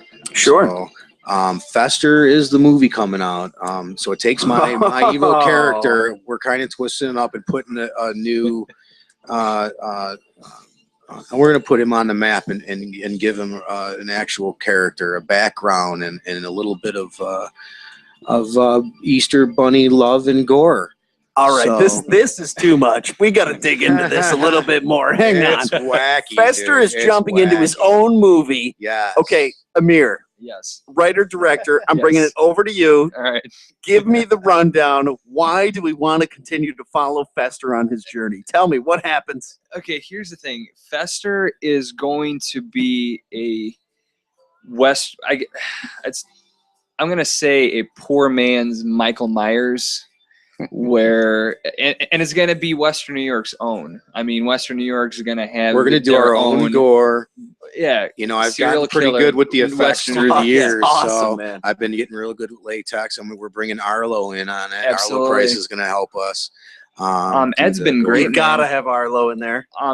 Before Ed came on to the Undead, I had Josh Ibeck, who also did a lot of stuff with TerraTech, and he was great, but he had some family commitments. He was unable to continue with the Undead, and Ed stepped up, and I give him a hand with makeup, and nothing's changed, man. Now. I mean, he's great. But I saw Ed's picture, and it was the first time I saw his character Fester on Facebook, and it was right around Dingus Day, I think, we were supposed to do it. And I was like, dude, this is awesome. I'm like, we need to get together and do like a 5-minute, that's it, like just a 5-minute teaser or a film about this crazy This is rabbit instant commitment, by the way. So I had to call him a brother. I might call him a blood brother too, because at that point I signed it in blood. I guess it was a go. Yeah, and I was like, we got to do a short film about it. I mean, it's Dead Ed only signs in blood. Yeah, absolutely. Well, I mean, once he gets committed, that you can't do there's Satan's no work turning without blood, man. You can't do it. I love it. I fucking love Dead Ed. This is great. You got to sign it in blood. I kid. Brother. There's That's the no only way. religion in that world. I know.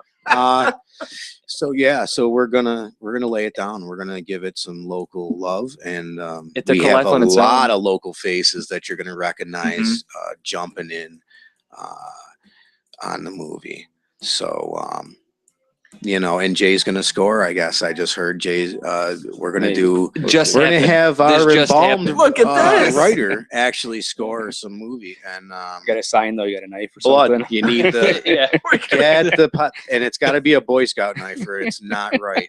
It's okay. I've got an ice pick over here that I Or normally Swiss use. Army knife will do. Nice Yeah. pick. There you go. It's Yeah. gonna be good, man. It's definitely going to be it's gonna have an indie feel, and it's going to be an homage to Creepy, wacko 80s slasher films. Yes. With a guy who is wearing a full rabbit makeup. He has a tail in a bag. He's got a It's almost a tux little and- Donnie Darko. little flower. No, he No, didn't wear it's all that. I don't think he wore all that. Oh did no, he? I mean No. he's wearing a tux almost. So Yeah. I mean, like very dirty. I'm dressed for the worn. occasion. Yeah. You know, I'm appealing to the kids. I'm telling you right now, just a still photograph Okay. of Dead Ed in his bunny costume with his tux on. It's It's on That not shit- that Ed anymore. It's Fester. And Fester, You know, for the- Fester for the- wearing the yeah, bunny with yeah. the tuxedo, that's enough to give kids nightmares right there. It's Absolutely, creepy, I man. agree. You know, it's Couldn't creepy. agree. And that's what you're going for. I Yeah. mean, that's success right there. If you give little kids It's been, nightmares, you've over won. the years with all of the characters that I've come up with and have used in Terratech events, or even just my own Halloween parties, which are some of them, and some of my friends will tell you they're legendary, just like a friend of mine. You know, you got that friend that always had legendary parties. Well, every character was always weird, but this one really creeped people out. They always wanted it to see it. They want Ed, put the Fester on this time, you know. And when I started, I had the big floppy shoes, but I can't wear. I busted them out. They were too much money and too cheap, so I had to figure something new out. He's wearing Nikes now. Now I'm actually wearing some hemp Adidas, I think, or something like that. But Nice. Fester only wears hemp. only Adidas. wears hemp. It's all natural. He's been in the woods for 20 years. He's all organic. So if you want to, you know, Yeah, just a brief synopsis. I mean, Well, literally. first of all, we tell don't me want to this. tell everybody everything for sure. We don't want to tell everything. We cannot spoil this thing. But rather than go that route, tell me what drives Fester. Amir, tell me what makes Fester tick. Fester. That's what we need to know. People, live people. He wants Anything. blood. No, it's blood. I mean, It's insanity. It's blood. when we were on break, I was Yes. literally telling Ed the way I wrote it was literally he's subhuman. I mean, he's been away from civilization for so long that something in there snapped and he reverted. Mhm. You know, He's thousands almost of animal years. at this Yeah, point. This is, and you only get this bit yeah. of knowledge in the first couple of minutes of the movie. That's it. You know, if you think about it, that's kind of a terrifying horror concept. So there's a lot more to accomplish. Yeah. It's a great concept to say that, and simple, just to say a man becomes animal. Mm-hmm. I mean, it's certainly seen its iterations through the years as like werewolves and things like that. But just the strip it down to its bare bones, just the thought of a regular person behaving like an animal is terrifying. You know what I mean? If And the it even animals- gives them I some agree. innocence sometimes, or maybe not innocence, but At you some know, you point, kind he's of a little feel cartoon. for Not the in- character. it kind of gives him a blank check, man. That's what I'm saying. You're an animal. It's kill or be killed. Yeah, survive. Well, I think what connects us in this room for sure is the survival, the idea of surviving in any type of scenario. Yeah. It's just, in desperate times, people want to survive. They have to survive, so they do things, you know, that to get out of being snuffed out or whatever. Mhm. You know, and in I real life, don't want to it's, get into you the know, movie too much no, you because don't I have don't to. want to spoil No, it. and I'm only referring to it in real life, though, the same Sure. way. I'm just saying, with us, you No, know, absolutely. I'm going to piggyback on that right now. Tell me right now, Dead Ed, what would Fester do if he's a survivalist? He's ready, obviously, he's prepared. What happens if the nuclear attack of all nuclear attacks, the mother of all wars, occurs and civilization actually is wiped out? Just a man. hypothetical. well, you could say that. Here's that, Fester. that he would ultimately be the zombie bunny then, because he's not completely not a zombie in this, as far as I know. So, but being subhuman, yeah, you know, something that's not really dead. Fester will survive no matter what. He knows how to get his meal, and Being subhuman in that situation Survive. becomes his strength. It for becomes sure. the thing that keeps him alive. Because everything else has been reverted to, you know, years and years and years in the past. It's now, actually and, a situation that suits Yeah. him better than modern society. He's home. Okay, He's home. opposite question. Fester walks into a Starbucks and he just wants an espresso. Well, you know, you don't want to get him bugged out, man. You know, start doing things. He pays in blood. That's it. So if Fester wants an espresso, there's going to have to be some negotiations with the baristas. That's it. Yeah, you know, and he's not going to pay for it. With a knife at their throat. That's it. And then Peel like, him when back, he's peel him drunk, back, and and when see what's he's finished inside. drinking it, and then he just slice their throats and just puts them under the machine. Bloody like, mocha pulls the lever, choker. and, yeah. You know what I mean? Bloody mocha choker. Would you like that with a shot of blood? What's the craziest thing that Fester has ever done before the movie? Before the movie? Yeah. Ah, that's a good one. You have to pick one. Craziest thing. Well, I don't know if there's any craziest thing, I guess. I mean, if he stabs a I guy would in the say face with a carrot, that's gonna top it. Fester was a zombie bunny, and he hung out with the zombies and was only loved by the zombies. Everyone else, you know, beat him with pussy willows or squirted him with a squirt gun in a Dingus Day parade. But Fester is about to become a lot more than just some cat in a parade. I think, you know, to have something you create initially and have it come to life and have someone else put their twist on it and so on. That's what I've always done with everything I've done. Sure. I kind of build off a foundation or provide one and have someone come off of that.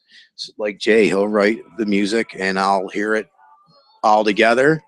And with a lot of these tunes, I sat down, I pulled out some songs, and some were old, some were new, and I just went right at it without listening to it over and over and over and over and saying, this is an artistic creation, and a lot of improvisation comes along with it. Even though I had, written things already conceptually, you put it to the music and it's a totally different story.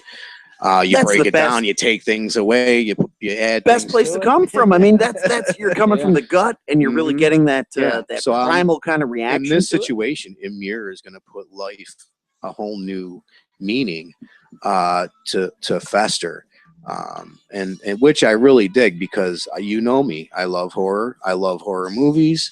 I love the TV shows. That iZombie, I really dig that too. Even some people really might not dig that. I really dig that show. They take it into another realm as far as zombie. That comic book was, I have one comic book of iZombie, but you build things and you make them and they become larger when you add more artistic vibes to it. And that's what I'm shaking loose. Did you mention that you have a teaser? We have the Fester teaser, so yeah, it's a 2-minute teaser.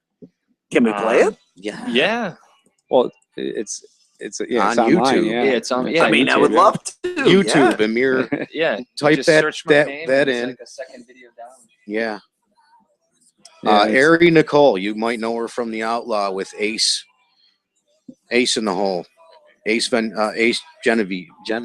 Is it Genovese? How do you say it? Who, You know what I'm talking about, Acifer? From Ace in the Hole, you never met Ace? No? This is strange to me. John? No, it's Ace as far as I know. Oh, I don't know. Ace in the Hole, the band. Oh, The okay. legend. I Googled it, and I did not come up with the right Amir. Go help him, Amir. Hold on. Amir Scalangia. That's it. Go to YouTube. Yeah, Scalangia with on a YouTube. G or with a J? With a J. J. S-K-A-L-O-N. That's where I effed up. You I Glonstrong. I wrote down You a G. Glonstrong. My bad. My No, bad. no, that's okay. We That might was- have- that I was a mean, common misspelling. Scalangia, Everybody's we've like, got you, my It's friend. genius, We've got man. you. You We've can't got you. forget it now. All right. All You right. will, though. All right. You can't, but you will. This is going to be epic. We've got the Fester teaser right here. We're talking about the Fester. It's a perfect way to end the I still can't segment, pronounce it. I'm sorry. right? Teaser trailer Fester. Check this out, man. There you go.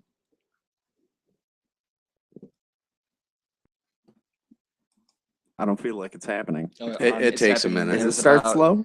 There's about 10 seconds of blank screen. And then Okay. it starts. Patches! Yeah, there it goes. Patches!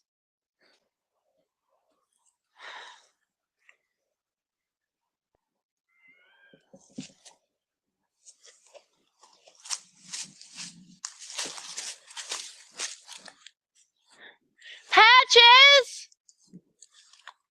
Where are you?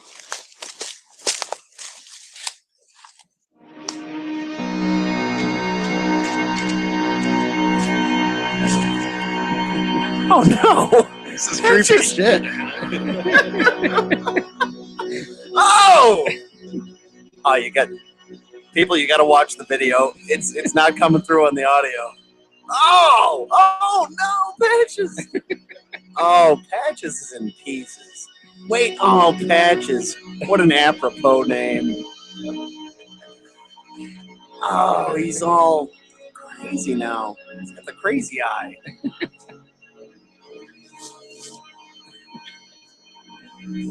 Patch is actually the dog. She's looking for her dog. That's what I thought. Yeah. Then when she found the animal that was all gunked up, I thought that was Patches. Oh no! Oh, I love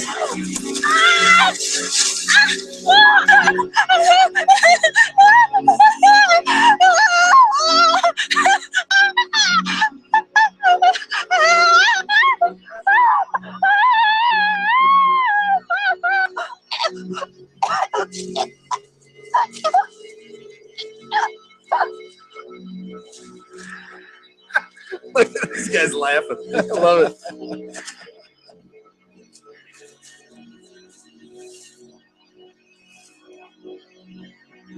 Oh, Patches. Oh yeah. You mess with that creepy shit. Damn, bro. The toy is actually a recurring theme. It always goes back to Fester and him as a kid. So the rabbit, the bunny rabbit, is definitely a good reference to her for the whole movie. I would say this: people at home, go and watch the trailer because it is really creepy, really, really creepy. And that's just the first, that's just a teaser. That's like, not even a minute and a half. Yeah. I think, too, Oh right? boy. I'm gonna say this right now. Amir is a gamer. You gotta watch this guy. I am. You gotta watch this guy. He's doing something over here. That's it. I love it. Really, really cool stuff, man. I can't wait to see the whole thing. We're going ahead full steam right now. Yeah, it's all ready to rock, man. Mhm. It's ready. It's written. It's where we have some of the cast. We're having a little casting thing going on, and people can get at us on Facebook, whether it's me or Mir. And we're gonna have we're actually going on through my thing that I came up with a few years ago called the Foxtrot Productions. There you go. They can go on to facebook.com /Foxtrot Prod. But we'll have a page for Fester soon. We do have a little campaign going. I mean, we do have a couple of fundraisers happening in June. Oh yeah, this is another thing. Right but here. our kind of the campaign on Indiegogo, it's kind of going slow. Yeah. But honestly, I mean, there. I talked to Ed and everybody else that's involved in this project so far, and honestly, $0 or $5,000, this thing is happening. I mean, it's going to we've go done either a way. lot more with a lot less before. So Yeah. Do you feel like it's like the market is a little saturated? It's hard to break in right now as kind of a, you know, just starting out, aspiring filmmaker. Absolutely. I Oh, mean, you have, you know, what we do, a dime a dozen. Yeah, you know, there's millions of in the things going area. on. It's just, especially, I mean, Buffalo is a great city to do it. I mean, Sure. government wise, you know, like I think as much as we're serious about Yeah. doing the movie, we gonna stand are out. repaid by, you know, the love of it. Yeah. And we do want reactions. things to happen and see what reactions come about things, Yeah. but we're not going to go, oh, and kick dirt and say this sucks and nothing happened. We're going to say, Mhm. oh my God, look No, at of this cool course thing not. we Yeah. did. Yeah. But I think that's where art gets, you know, it gets rubbed out kind of like after a while. There's certain people that want to make dough and that's all they do is peel Mhm. out these. And that's a sellout. And that's a sellout. Yes. What we want it'd be great if we can make a lot of cash on something, but let's be serious. We wouldn't do it if we didn't love it for sure. Well, So- you know, bring it back for a second to what you guys originally mentioned, which was Halloween, which was Yeah. a very low budget horror film, which is an iconic, Right. one of the greatest and creepiest, what happened, really, right? of Yeah. all time horror movies, but a very low budget and Yeah. very under the radar film.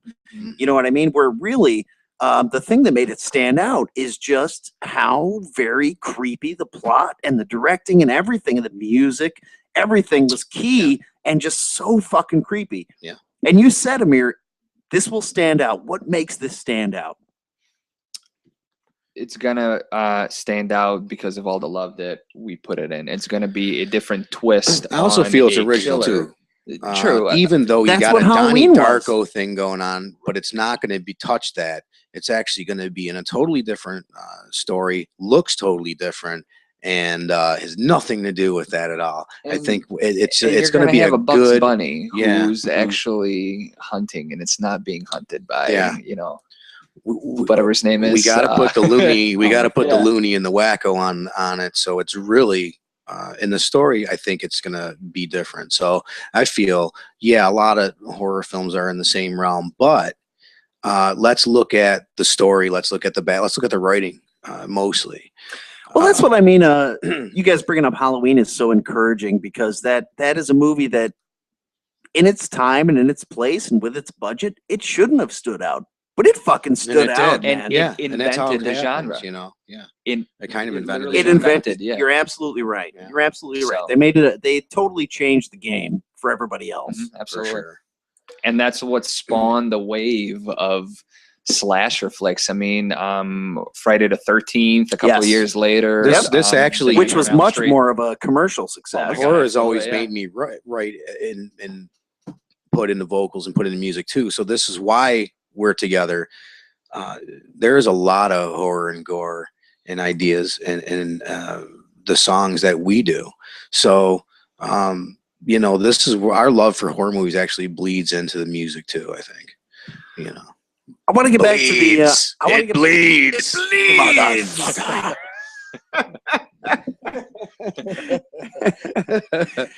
Speaking of the bleeding, oozing corpse, let's get back to Embalmed. Let's do it, man. Let's do it. Where should we go from here? Dark Tragedy would be the next track. Fantastic. This is actually might make it in the movie. We're not sure yet. We're not going to give any more Ah, cookies. okay. Yeah, All But right. we'll give you hope. We've had And some at- crumbs. at I the like very them. I least- like the Carrots, crumbs. get some carrots. Some carrot crumbs. Some carrot some chunks, OJ. bitches. Here you go. Just watch out because that carrot might be getting stabbed into your fucking temple. Temple drop your ass. And then Orange Julius is going to pour out of it like you wouldn't believe. A fountain. Really?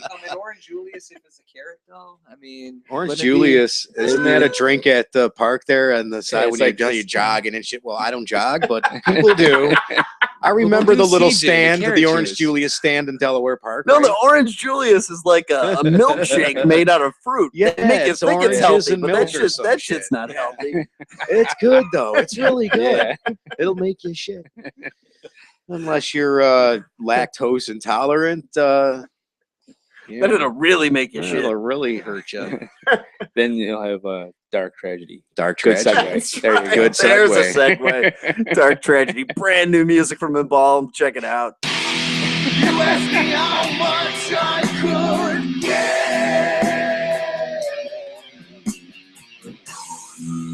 Go and start the bloodletting.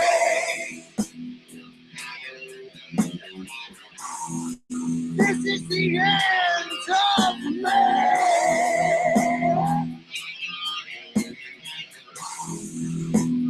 What a tragedy.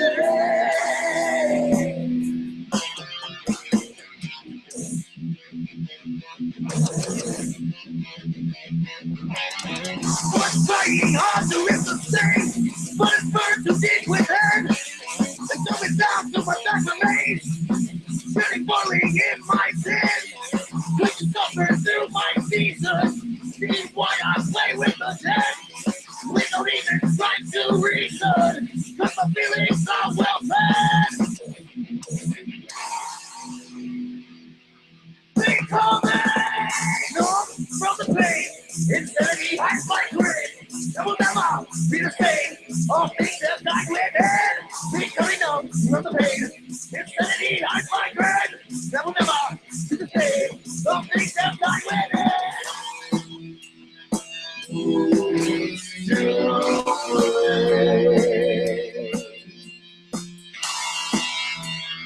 This is the end of me. What a tragedy. Who's to blame?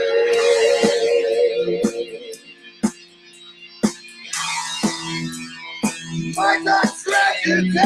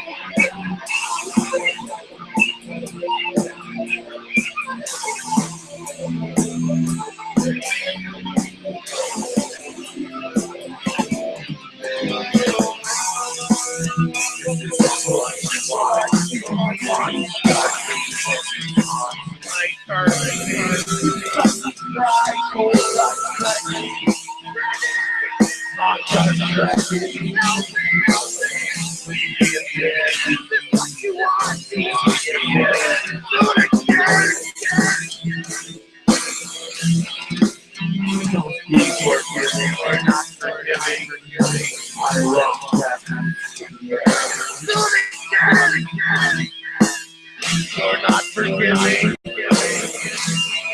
It's what she wants. I like that.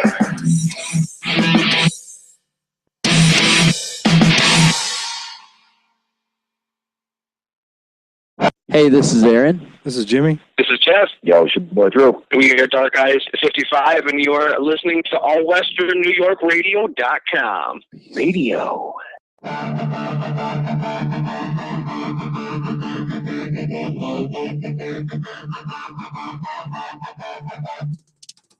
Another nightmare doesn't need you. Starting up and left, ever since it to defeat you. What will I say? What will I say? They can't forsake and break and fight for treasure. What will I say? They come to every game, the few that are sane. The virus unleashed, contagious, and insane. What will I say? What will I say?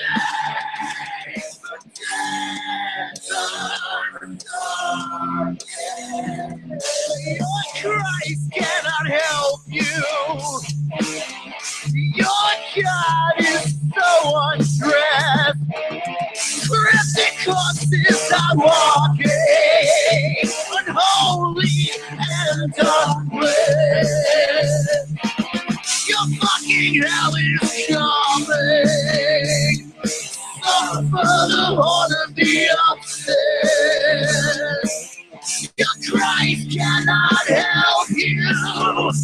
Your God is so undressed.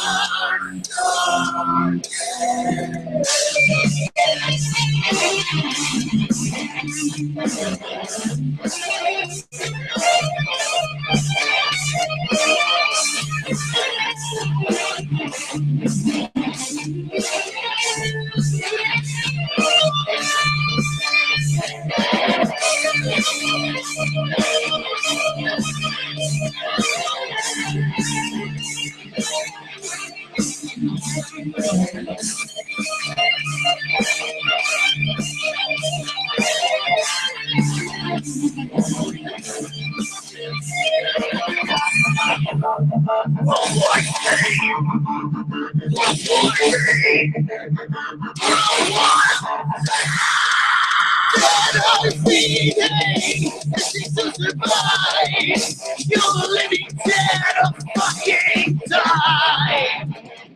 No turning back, look at the face in my eyes.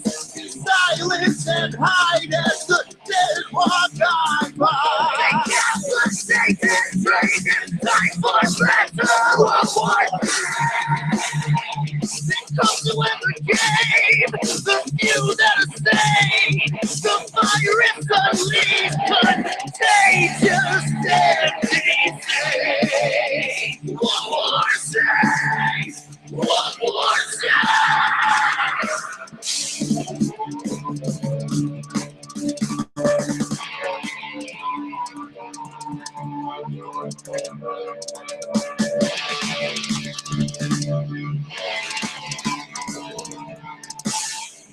Brand new music from Embalmed WWZ.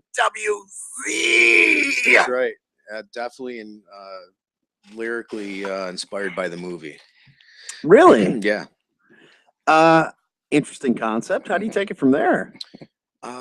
You just call it a zombie song, really. I mean, I love the movie. I can't wait to see the second one coming out. And me, I love zombies. Anything zombie, it doesn't matter. I like how people twist up their idea of what zombies are and put good story on it. So with that said, there is where the horror bleeds into the music. I'm going to say this right now, and understand, Deadhead, I mean this as an enormous compliment.